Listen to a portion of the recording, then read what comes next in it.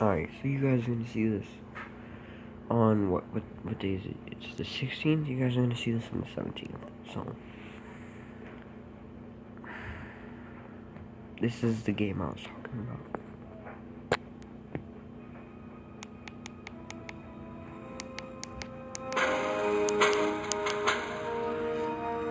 English, please.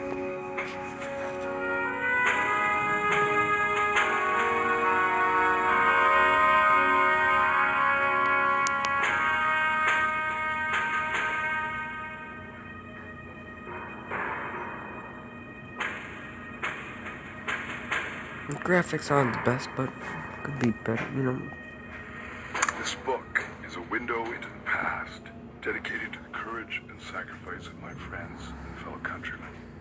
Together, we flew the skies during some of the darkest and most innovative days in history, the Great War and the dawn of aviation. Those years of flying and fighting taught me everything, that every decision matters, that the road to freedom sometimes takes you through hell, and that only by facing our fears do we truly discover what we're made of. My story isn't unique, and I'm no more of a hero than any other pilot who suited up to defend king and country. I wasn't the best, and I wasn't the worst, but I was there, flying with the greats over the front lines. In life, there are many defining moments. The first time I laid eyes on an airplane, I was barely 15. It was at the first air show in Toronto back in 1910. Right then and there, I knew I would fly, but I had no idea where it would take me. In late 1915, I saw a newspaper advertisement for the Royal Naval Air Service. They were looking for pilots. This was my chance. I enrolled at the Curtis Flying School in Toronto, which was the only one around at the time. There weren't many spots available, so I was lucky to even get in. Flying was everything I dreamed it would be. You can't imagine the freedom up there. It had been barely a decade since the very first flight, and here we were, a bunch of rowdy young boys with the sky as our playground. It didn't take me long to get my wings. There wasn't much to the requirements back then. Taking off and landing, that was pretty much it.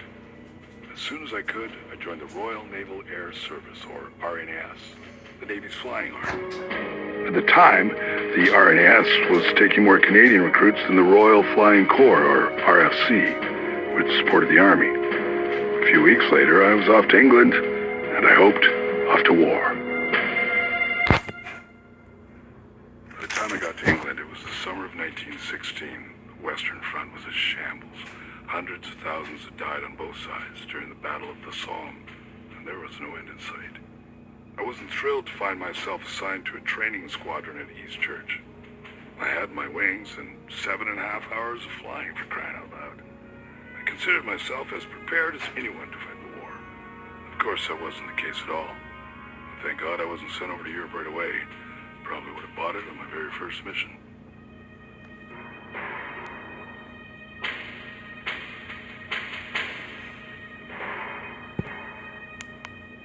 Alright, so this is to tribute for Battlefield 1 that's coming out, in World War 1 setting. This is the closest I could find. So, tribute to Battlefield 1. I'm so hyped for that. I hope it does good. So, let's do this.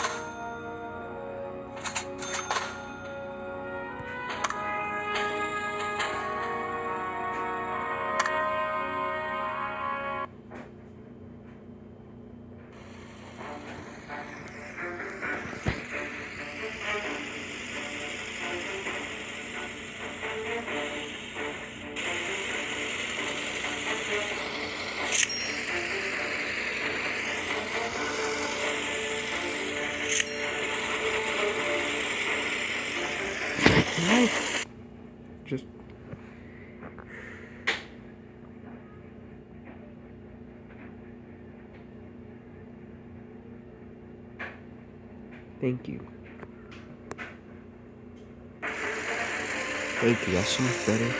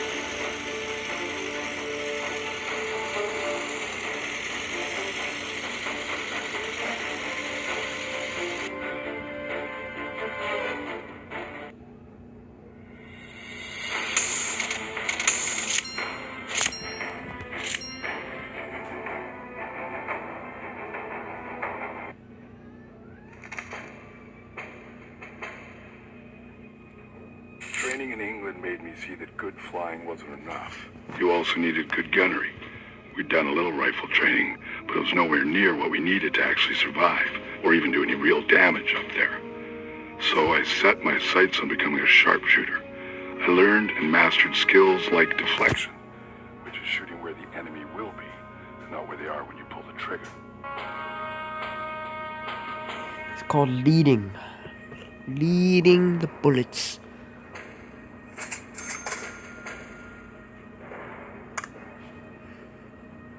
Which is called deflecting, but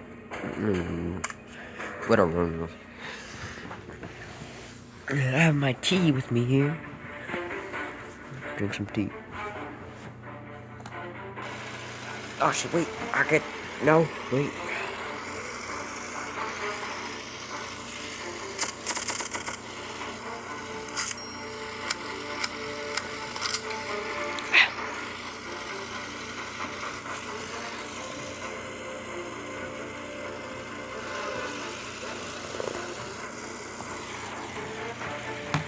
I got it. So I just put my tea down, that's why. Alright. Let's do this. Talio! Bandits in that church. Church. Bye.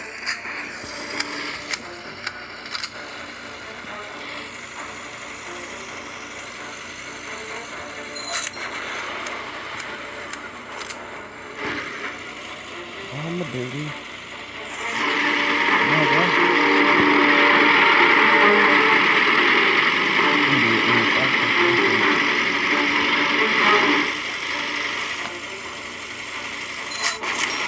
Yes. British bombing. Most effective bombing ever.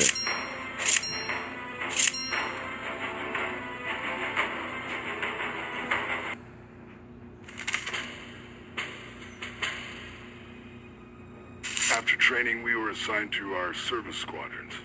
I was furious when I was posted to the bloody home defense at Yarmouth, and not somewhere in Belgium or France. Felt like I was never going to get to the real action. I got over it after meeting a bunch of other Canadians. Made some good friends. John Page and I got on well from day one. He was a great pilot, and a natural with ladies. He taught me a thing or two in both departments. My first bird was the BE-2C. It was slow and steady. We used to joke that it took years to make a turn. Not the best fighter airplane up there, that's for sure. We discovered soon enough, though, that it was an excellent night fighter, and night missions would end up being an important part of what we did. Soon enough. That means I'm gonna be playing night.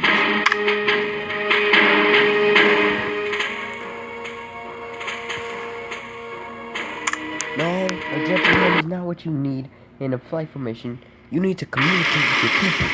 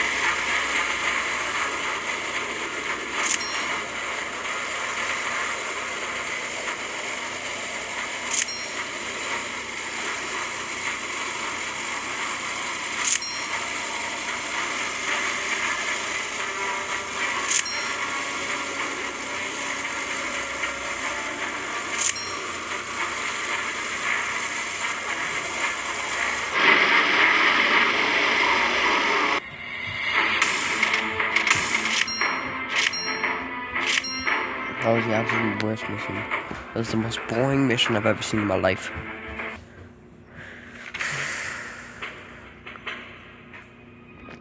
The Germans had been sending Zeppelins across the English Channel at night, loaded with bombs, to dump on targets all over England.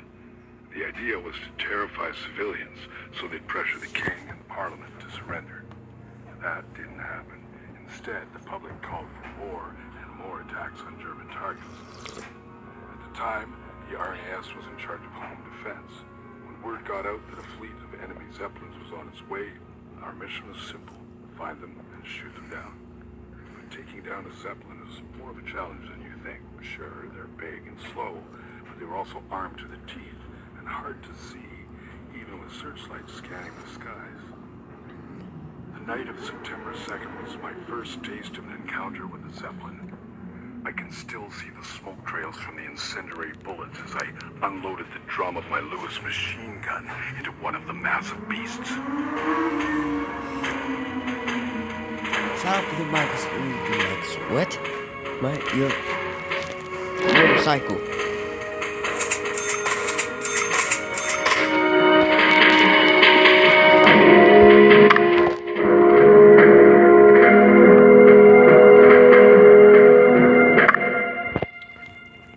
First mission with enemy pilots.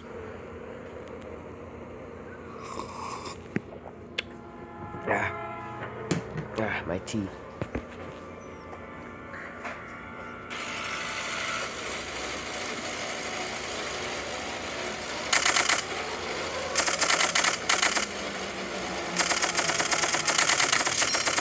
Down.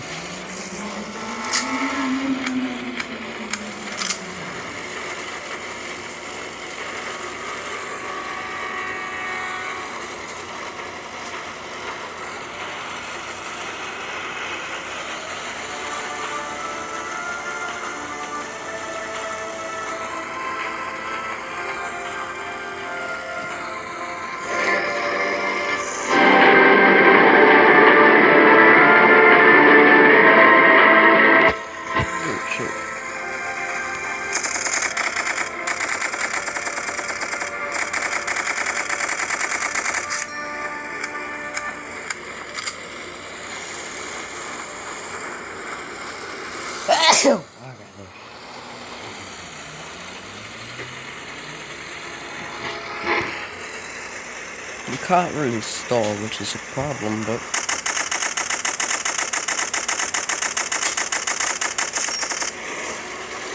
gas pockets. They have gas pockets? Oh yeah, they're propelled. They're propelled by propellers. Okay. The whole bloody thing's a gas pocket? What is that?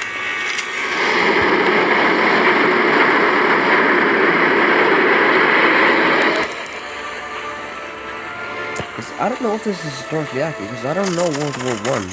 I know World War II. That's awesome.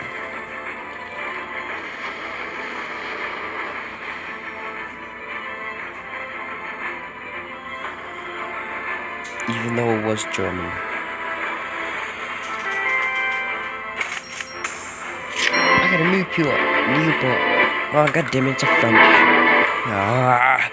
You French and your shoddy aircraft quality. For the first of many times to come, I felt the rush of victory in every cell of my body. But that night in bed, after the celebrating was done, the thrill of the night slipped away.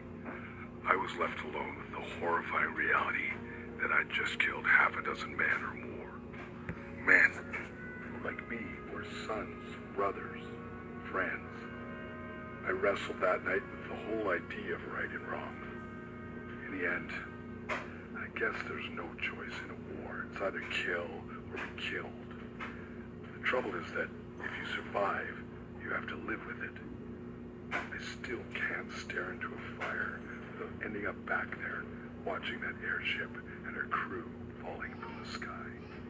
Oh yeah, if you didn't know this... After a few months of flying in England, I got word that I was finally being shipped out to the continent. In February 1917, I was transferred to Naval 10, a new squadron just formed in St. Paul in France, near Dunkirk. When I arrived, the place was at sixes and sevens. At first, we didn't even have birds to fly, so we spent our days doing odd jobs like building tables in the mess hall. Not exactly my area of excitement, given a choice between that and the front line. Although I did like having a place to sit at dinner. Early in March, a few Newport 12s showed up, along with one Sopwith triplane. The Newport was practically obsolete at the time. It was painfully slow, and known to break up in steep dives, so you had to be careful what you did with it. The triplane, on the other hand, was beautiful. Only the most experienced officers could take it up. We were promised that more triplanes would come, but I definitely wasn't holding my breath, considering we only just got dinner tables. My two partners in crime at the time were William Ollie Smith Oliver and Gerald Nash. We worked hard, and we played harder. The boys in your squadron quickly become your family. We were in this thing together. I don't think you can really understand what that's like unless you live it.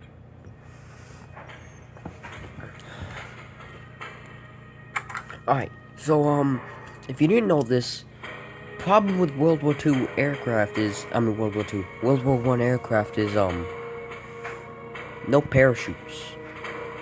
So, yeah, they fell to their death when they got shot down. I tend to choose Germany over any other, can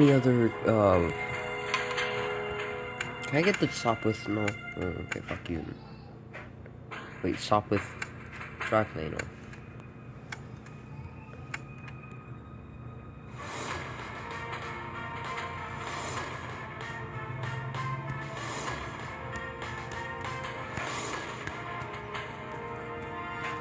But, yep. So, yep,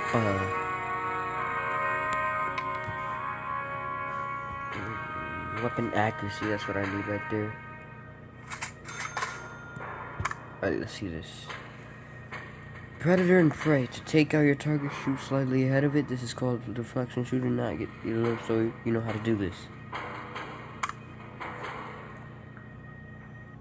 It kind of disappoints me that I'm killing Germans, but I wanted to be on the German side. This is bullshit.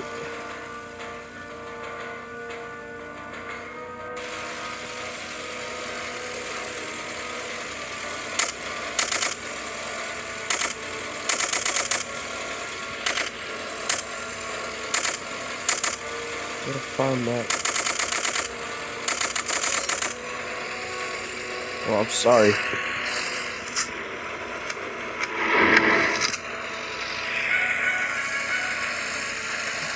Crossing the boundaries.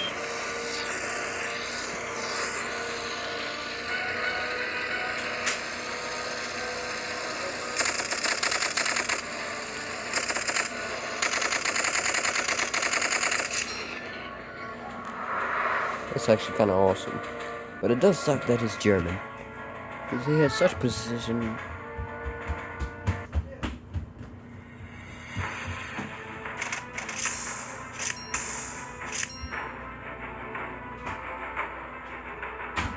Such precision.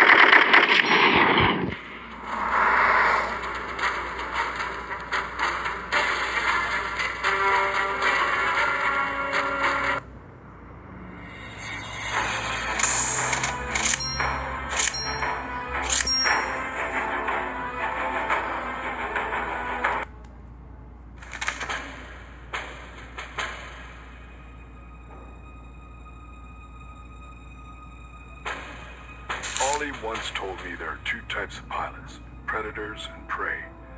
After a few hair-raising patrols, I realized I was the latter. It felt like I was going to die at any moment, and there wasn't a damn thing I could do about it. It was all I could think about between missions.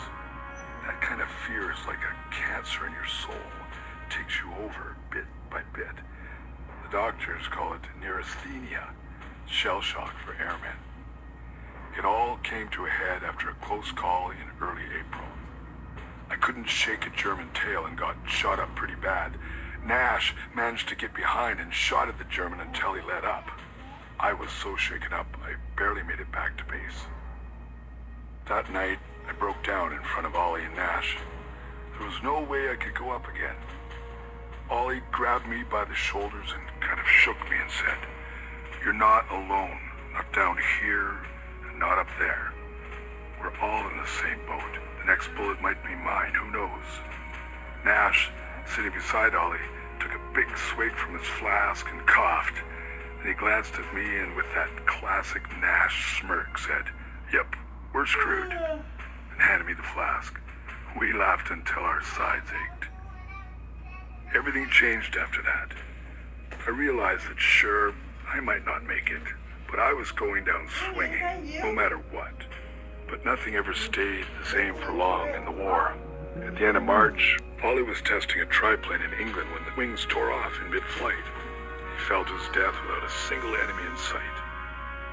I remember lying awake many nights after that, thinking about my friend and all he taught me. I still miss him.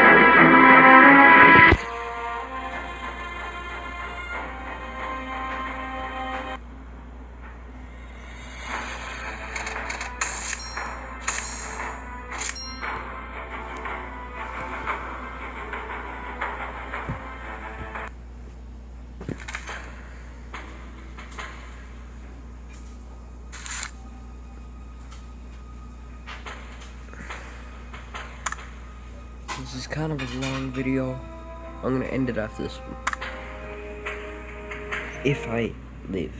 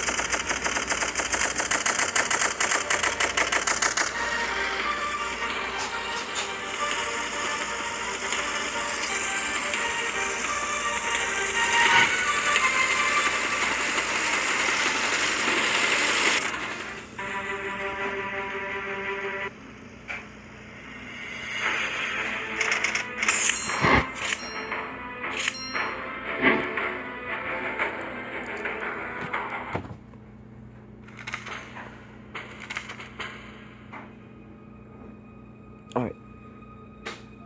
Okay, he's not gonna speak. Alright. Guys, that has been...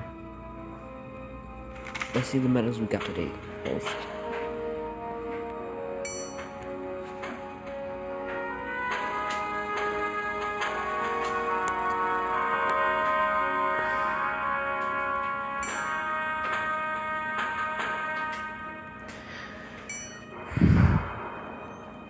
Well, guys, that's been Black Flight Academy. If you want more, let me know. And you guys are awesome. You guys are awesome. Peace.